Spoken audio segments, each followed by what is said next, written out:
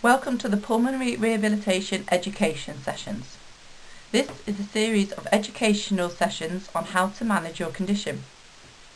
We'll be covering 5 topics. These include managing a flare-up, managing breathlessness, mental well-being, the benefits of activity, and medication for your lungs.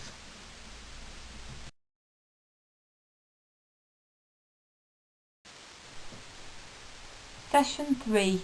Mental well-being. The Respiratory and Cardiac Mental Health team work with people who have any heart or lung problem and who also experience increased anxiety, panic, and/or low mood related to their condition. We know that when anyone is managing any health condition, it can have an impact on how you feel, how you think, and how you behave.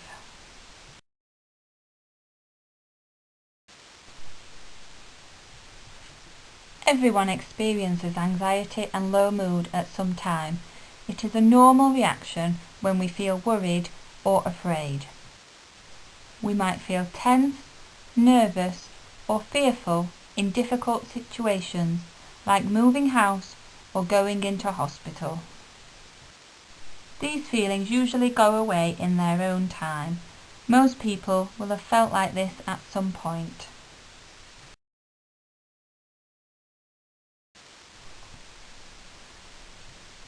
It is common to avoid situations that cause us to feel anxious, and over time we may stop doing things as a way to avoid these feelings.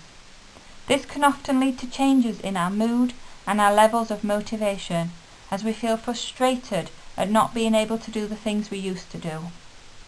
Over time, this can become overwhelming and can affect our physical health too.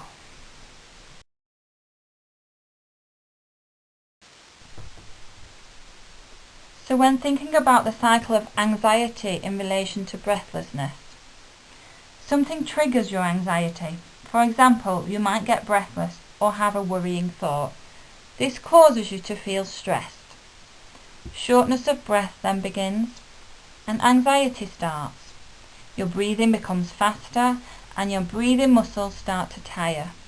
This leads to increased shortness of breath and increased anxiety symptoms, which can then lead on to your breathing becoming quite rapid and your breathing muscles tiring even more. And this cycle of anxiety and breathlessness can result in panic.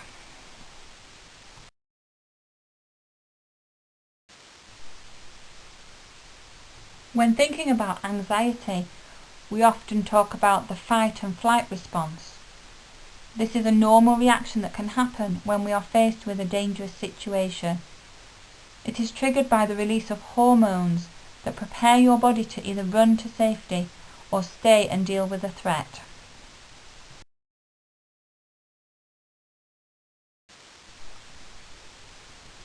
There are both short-term and long-term effects from anxiety. The short-term effects are those things that we notice when we are feeling anxious or worried. They can be different for everyone, but they might include things like having a tremor, feeling nauseous, feeling a stomach churning, dry mouth, changes to your breathing, changes to your vision, a tightness in your throat or chest, increased heart rate, sweating or flushing, or muscle tensions. The longer term effects tend to happen when someone has been feeling anxious on and off over a long period of time.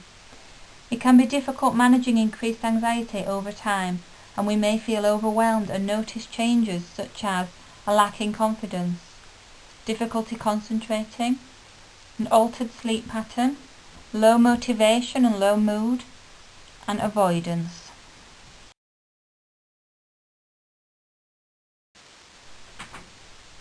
Low mood and depression are often described as no longer enjoying the things that you used to enjoy and losing interest in your usual activities. People can often have negative thoughts and feelings. These might include sadness, guilt, anger, frustration, and hopelessness. It can cause people to be self-critical, lack confidence, and can affect your levels of motivation.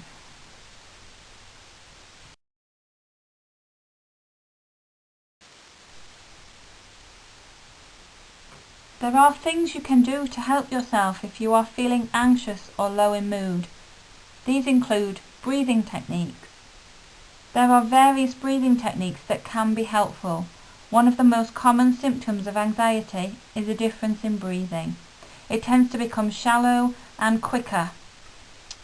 This kind of breathing can make anxiety feel worse, so a simple breathing exercise can help. Talk to someone close to you, a health professional, or someone else going through something similar to you.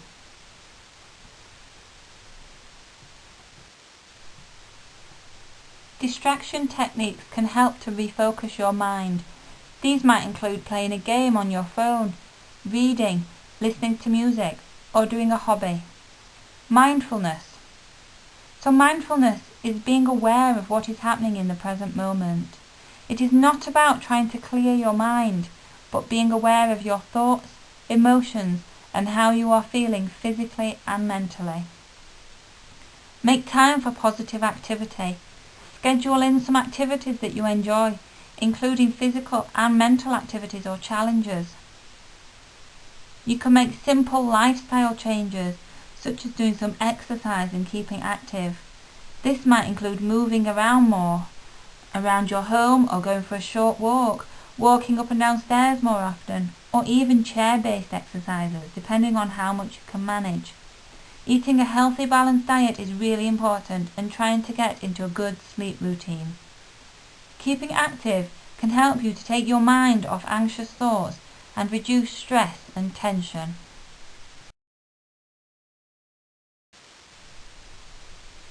Try to recognize any patterns or triggers that may cause you to feel anxious. Focusing on values. So think about what things or people are important to you, and if possible, spend more time doing these things or seeing these people. Talking therapy. This might include talking to professionals about how you feel. You can get a referral to the cardiac or respiratory mental health team. Self-help resources. There are many resources and websites you can access.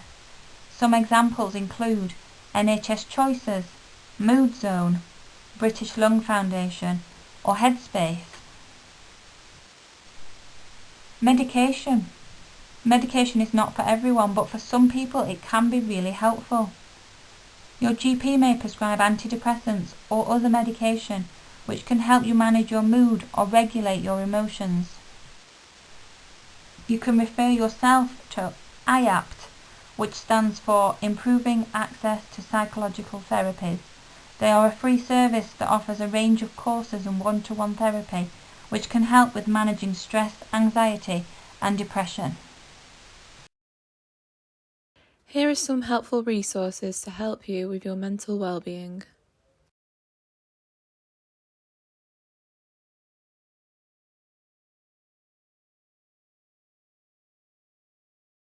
Our next session will be session 4, Benefits of Exercise.